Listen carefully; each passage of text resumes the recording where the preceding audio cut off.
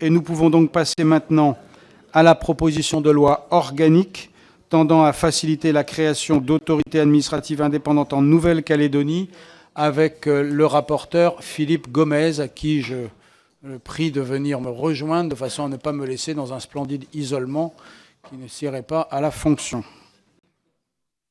Monsieur le rapporteur, vous avez la parole. Monsieur le Président, merci.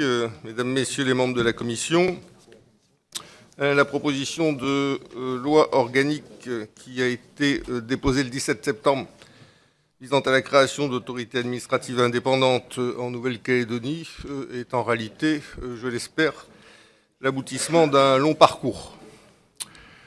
Comme dans l'ensemble de l'outre-mer, nous avons des difficultés sérieuses avec ce qu'on appelle communément chez nous la vie chère.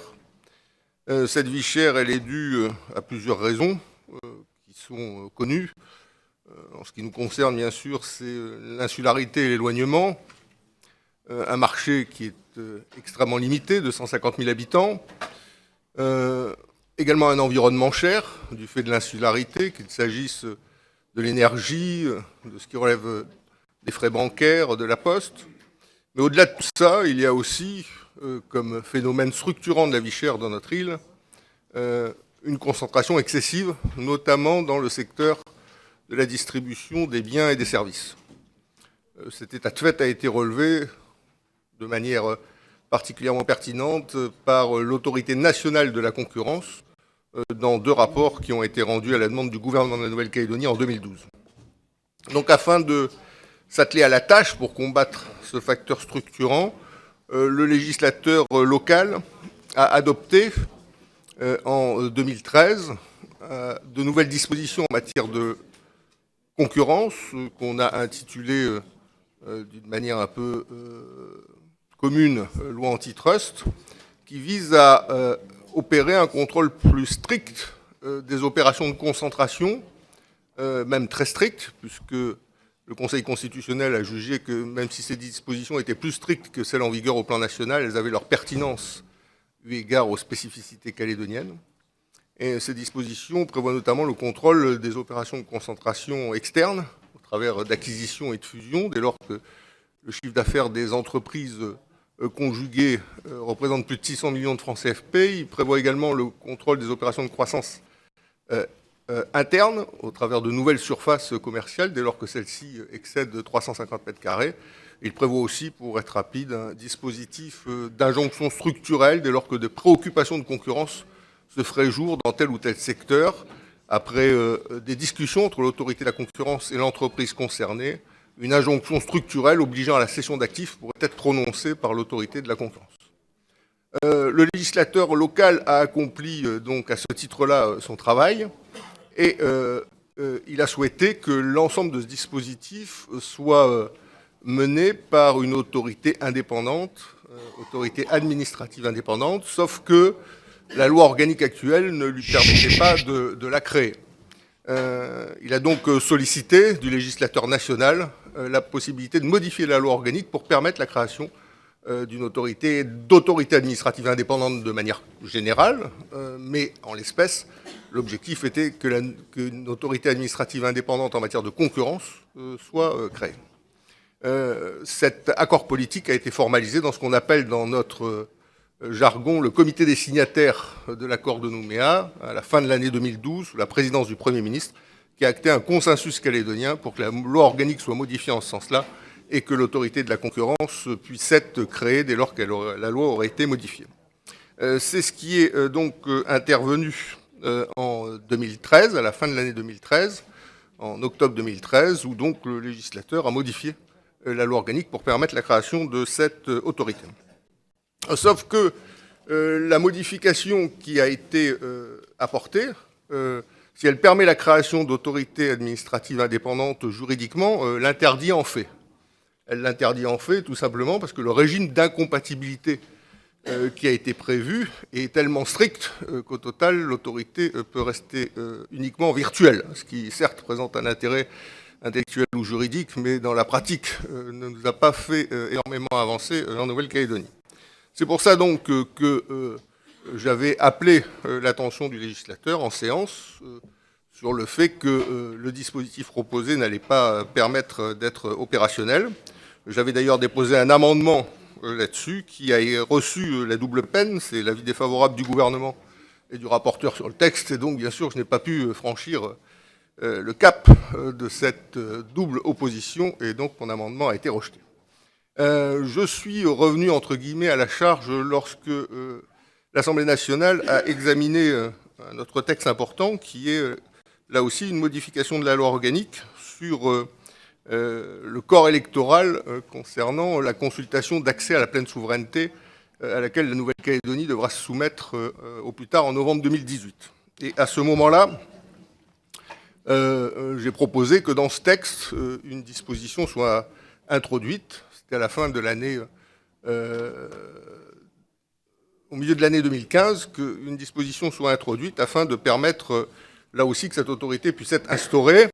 Là, en l'espèce, le rapporteur, que je remercie et que je salue, René Dosière, a noté qu'effectivement, les dispositions ne permettaient pas la création d'une autorité administrative indépendante, et donc a soutenu l'amendement que j'avais déposé, tout en reconnaissant qu'il n'avait pas sa place au sein du corps du texte, qui était un texte spécifiquement dédié à la constitution du corps électoral de sortie pour l'accord de Nouméa.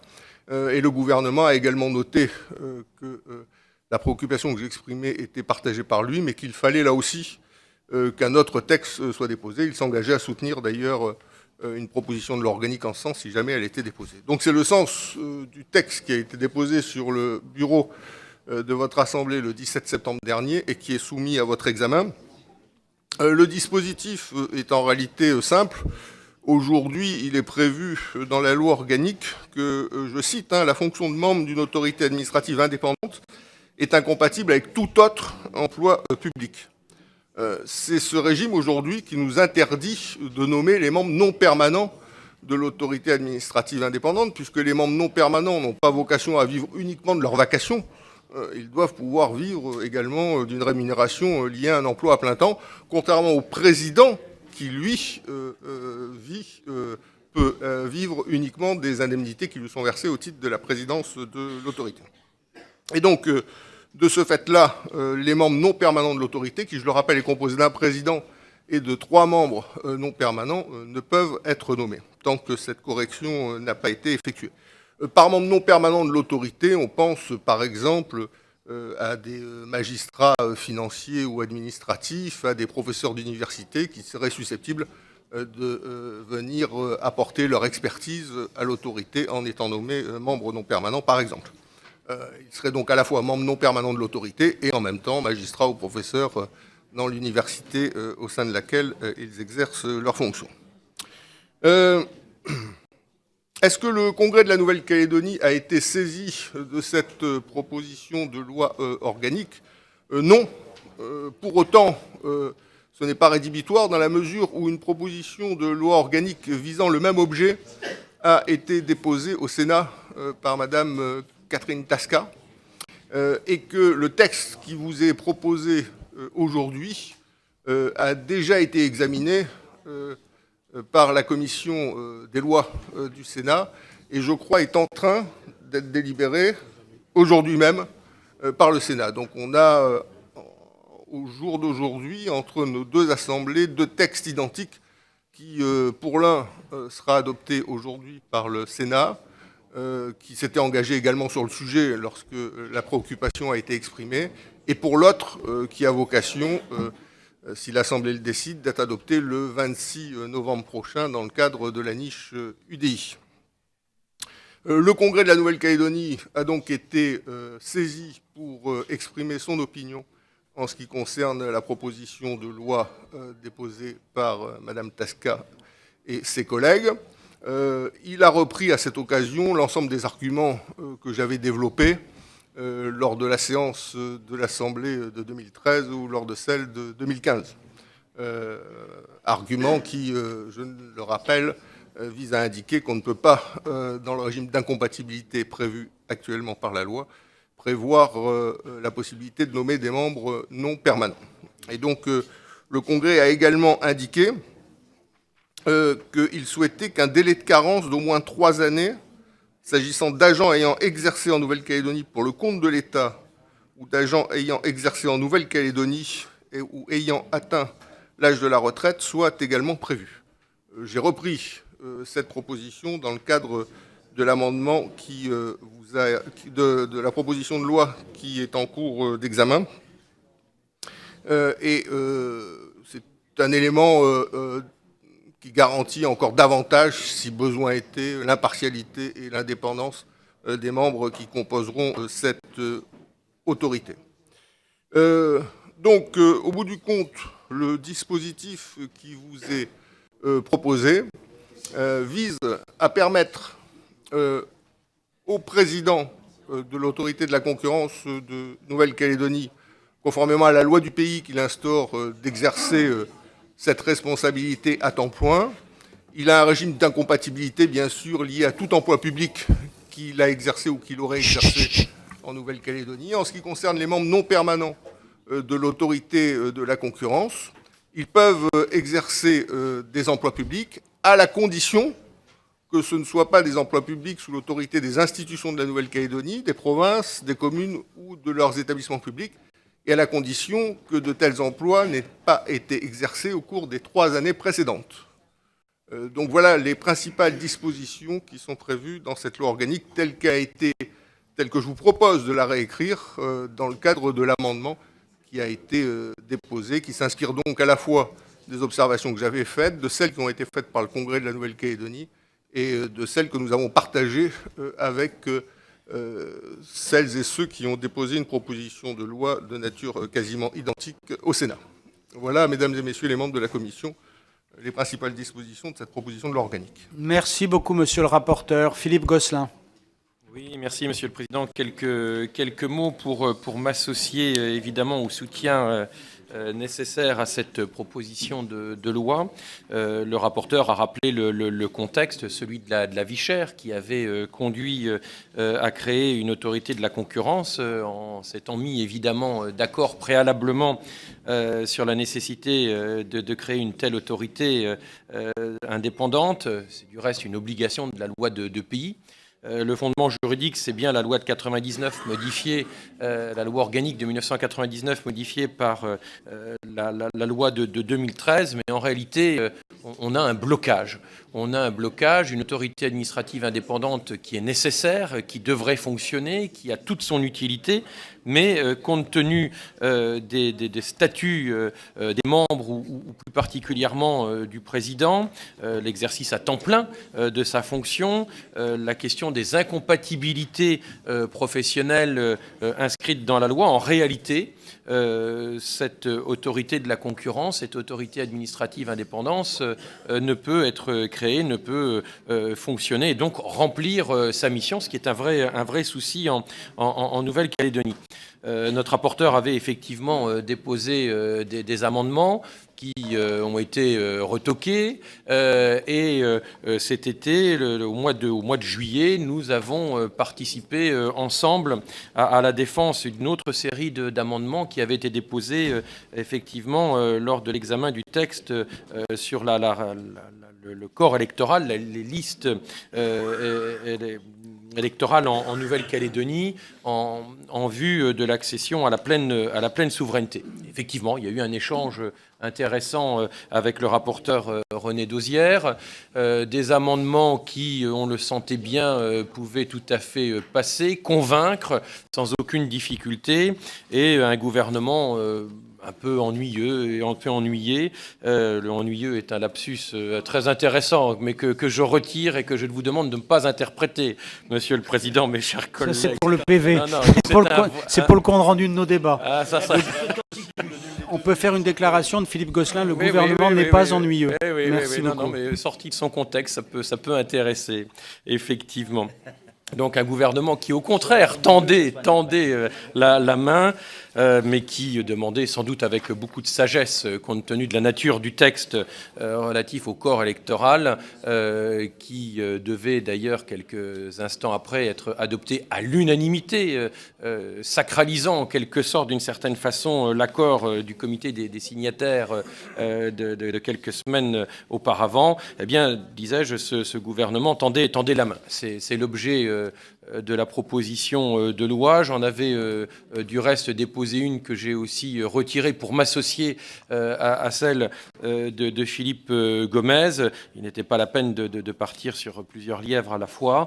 Et je crois qu'aujourd'hui, ce texte répond parfaitement à ce qui était souhaité. Après un avis du Congrès de la Nouvelle-Calédonie, on a un régime d'incompatibilité qui est clairement établi, mais une autorité qui pourra fonctionner, se mettre en place assez rapidement. Alors reste l'initiative effectivement de nos collègues sénateurs.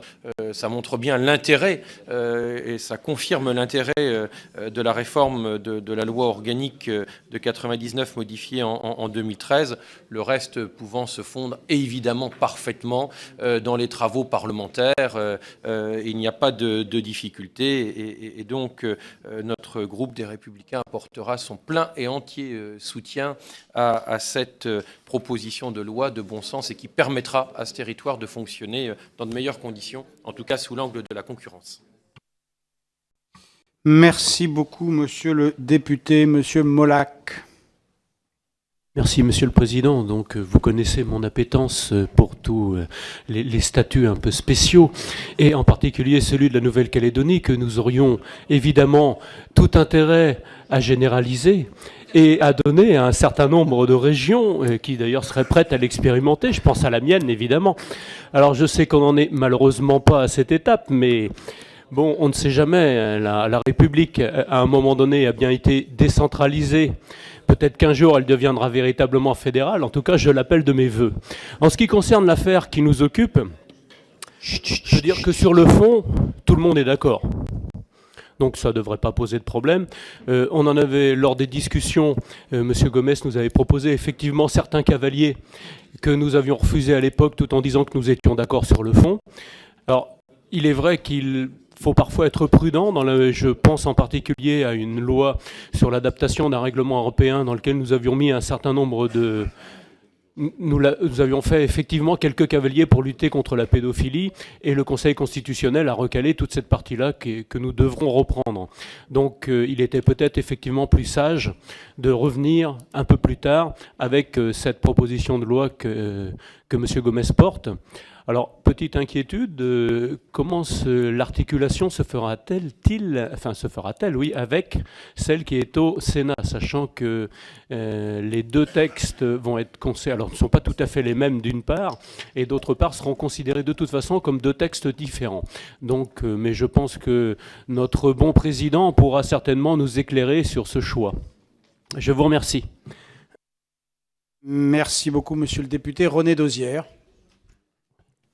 Oui, Monsieur le Président, quand on parle de la Nouvelle-Calédonie, c'est souvent sur des sujets institutionnels ou politiques. C'était le cas du dernier texte que nous avions eu. Et là, nous avons un texte dont l'importance économique ne doit échapper à personne, puisqu'il s'agit de mettre en place une autorité de la concurrence en Nouvelle-Calédonie qui va s'occuper de la concentration des activités économiques, du contrôle des prix, de la lutte contre les ententes et les abus de position dominante.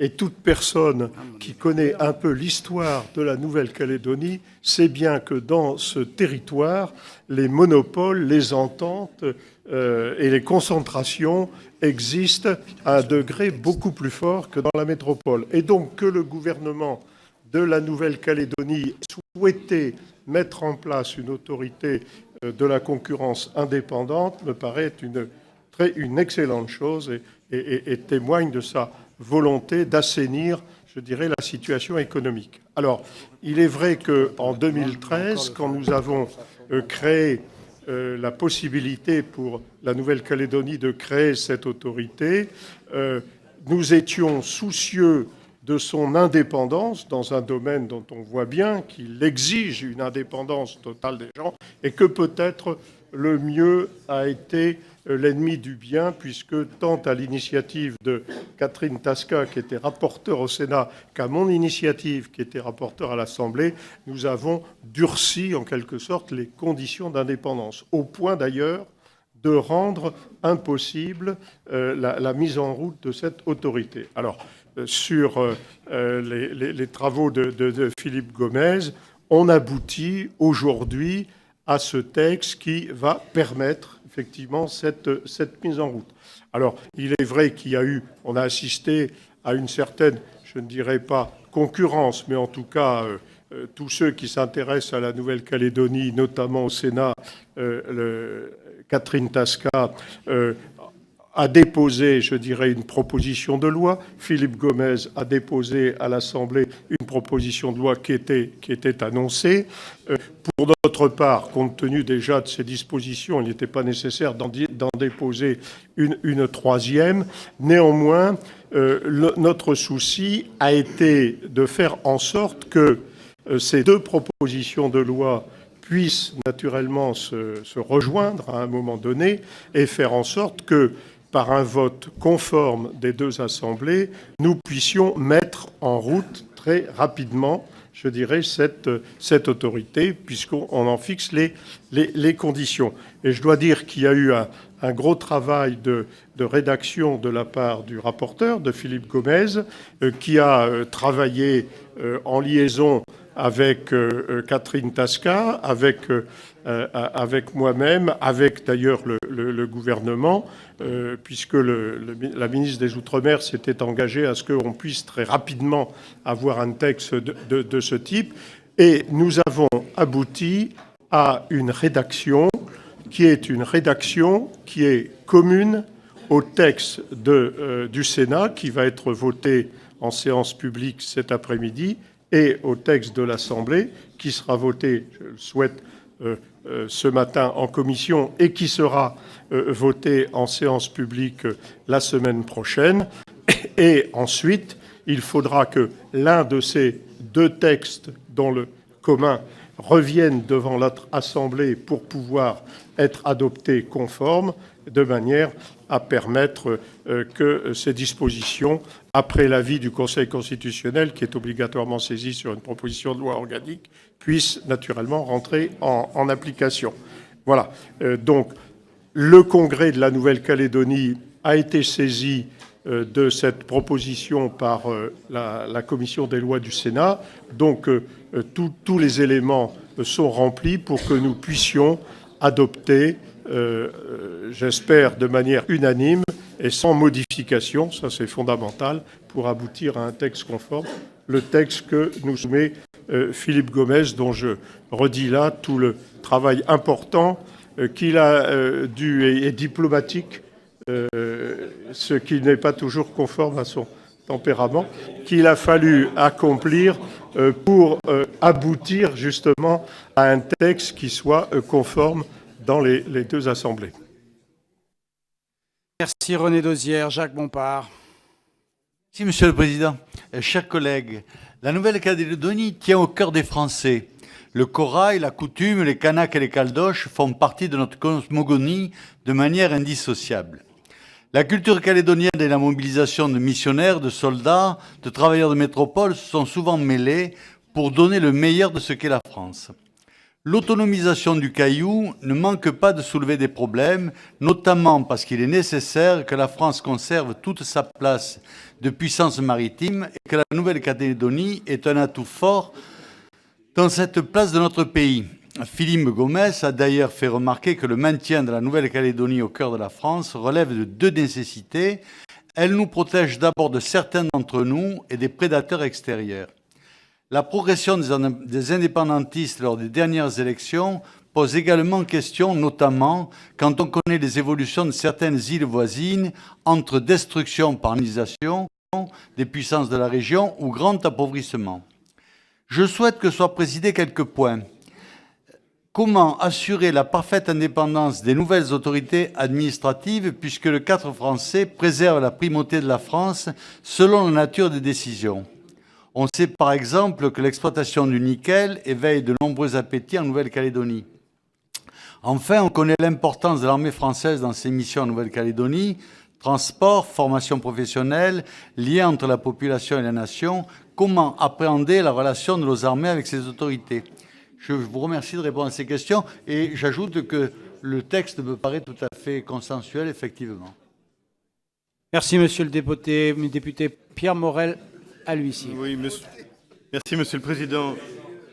À l'instar de ce que notre collègue Philippe Gosselin a pu déclarer, je voudrais saluer le travail de Philippe Gomes, auquel je me suis associé en co-signant cette proposition de loi. La Nouvelle-Calédonie connaît de nombreux obstacles à la libre concurrence, ce qui impacte fortement les prix des biens de consommation courante et par conséquent obère le pouvoir d'achat des Calédoniens. Dans ce contexte, une AI locale garantissant la libre concurrence de prix est absolument nécessaire au rétablissement d'un équilibre économique dans ce pays ou dans cette contrée. En limitant l'incompatibilité applicable aux membres d'une autorité administrative indépendante aux seuls emplois publics placés sous l'autorité des institutions et des communes de Nouvelle-Calédonie, cette proposition de loi organique permettra le recrutement du personnel nécessaire à l'autorité locale de la concurrence. Je voudrais encore une fois saluer le travail que Philippe Gomes nous a proposé. Merci beaucoup, monsieur le député. La parole est au rapporteur. Merci, Monsieur le Président. Donc, brièvement, je voudrais d'abord remercier le soutien constant qui a été apporté par notre collègue Philippe Gosselin ainsi que l'ensemble des Républicains à cette correction nécessaire pour que le dispositif soit opérationnel. Ça fait toujours chaud au cœur lorsqu'on est issu de l'outre-mer d'avoir le concours sur des dossiers qui sont très spécifiques, très particuliers de collègues de l'Hexagone qui exercent un œil attentif sur l'évolution de notre situation, peut-être encore plus pour nous en Nouvelle-Calédonie, étant donné le caractère heurté de notre évolution au cours de ces 3 dernières décennies. Donc, merci à vous de l'apport qui a été le vôtre tout au long de la procédure.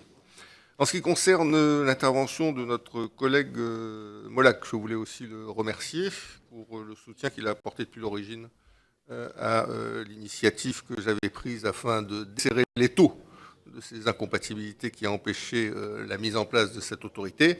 Je voulais simplement lui indiquer que le texte qui est adopté par le Sénat, ou qui a vocation à l'être aujourd'hui, est un texte identique à la virgule près à celui que nous allons adopter aujourd'hui et qui sera adopté définitivement par l'Assemblée nationale le 26 novembre prochain, si bien sûr une majorité s'exprimait. Mais enfin, la teneur des débats me laisse augurer un petit peu de lumière pour cette séance du 26. La question qui se posera après, bien sûr, c'est quel texte sera inscrit à l'ordre du jour. Est-ce que ce sera à l'ordre du jour du Sénat celui adopté par l'Assemblée nationale le 26 ou à l'ordre du jour de l'Assemblée, celui adopté par le Sénat aujourd'hui? La réponse ne m'appartient pas. Inutile de vous dire que j'ai quand même une petite préférence, étant donné que c'est un dossier que je suis depuis maintenant 7 ans et qui, en réalité, c'est l'achèvement d'un très long parcours, aussi bien en ce qui concerne la loi antitrust que la création de cette autorité. Donc j'aurais aimé franchir la ligne d'arrivée. Je ne sais pas si ce sera possible, mais en tout cas, je vais engager les démarches nécessaires auprès du gouvernement pour qu'il puisse donner corps à ce désir. En ce qui concerne enfin l'intervention qui a été faite par M. Dosière, c'est assez rare dans notre Assemblée, même si mon ancienneté est extrêmement réduite, 3 années pour porter un jugement, c'est vraiment ne pas faire preuve d'humilité, alors que la Nouvelle-Calédonie est un pays qui, au contraire, dès lors qu'elle fait quelque chose, le fait toujours. C'est une phrase qu'on utilise notamment dans le cadre de la coutume, avec humilité. Mais enfin, je remercie René Dosière d'avouer sa faute au travers d'un amendement qui a été déposé et qui ne nous a pas permis aujourd'hui de créer cette autorité, d'autant plus qu'il l'a réparé 1000 fois depuis lors en m'accompagnant et en me soutenant de façon à ce que cette erreur puisse être corrigée. Donc merci à lui. Il a insisté sur quelque chose qui est très important. Je pense que je parle de la Nouvelle-Calédonie, mais je suis sûr, sans m'avancer trop, que je pourrais parler de l'ensemble des îles ultramarines. C'est le niveau de concentration hallucinant au plan économique, qui est celui de nos territoires. Je vais donner un chiffre. En ce qui concerne la grande distribution en Nouvelle-Calédonie, 80% des surfaces commerciales sont dans les mains de 2 groupes. Inutile de vous dire que dans ces conditions-là, dans des situations duopolistiques de cette nature-là, il n'y a pas de concurrence. Il y a simplement un accompagnement de l'un et l'autre qui se fait tout au long de leur parcours commercial.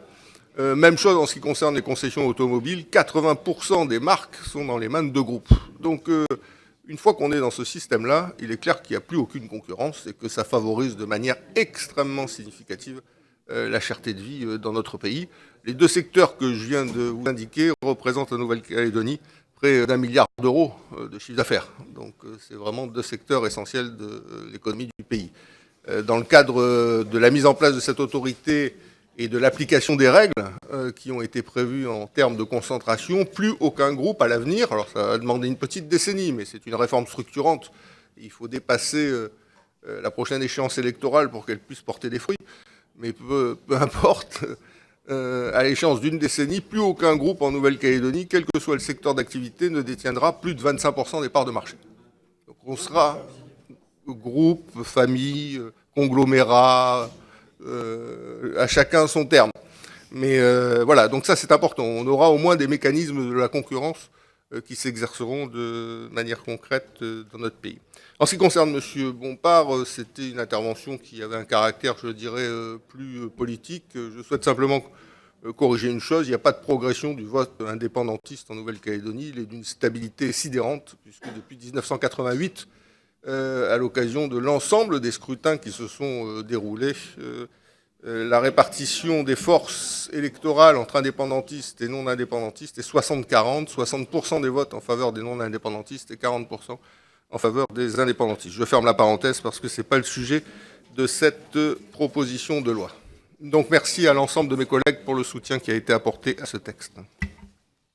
Merci beaucoup, monsieur le rapporteur. Je vous propose donc que nous puissions étudier le seul amendement qui est soumis au vote de la commission, qui a comme numéro le premier et que vous avez signé. Vous voulez en dire 2 mots, non? Ou c'était l'élément qui était contenu dans votre propos initial? Je vais donc le soumettre au vote de la commission qui est pour l'amendement numéro 1. J'en déduis que personne ne doit être contre. Personne ne s'abstient. Et bien donc l'amendement unique est adopté comme il a rédigé l'article. La proposition de loi est ainsi rédigée à l'unanimité de la commission des lois de l'Assemblée nationale, ce dont nous vous remercions. Merci monsieur le rapporteur, vous pouvez revenir plus souvent. Ce n'est pas rarissime que cela arrive, mais ce n'est quand même pas très courant. Donc du coup, vous êtes le bienvenu quand vous le souhaiterez.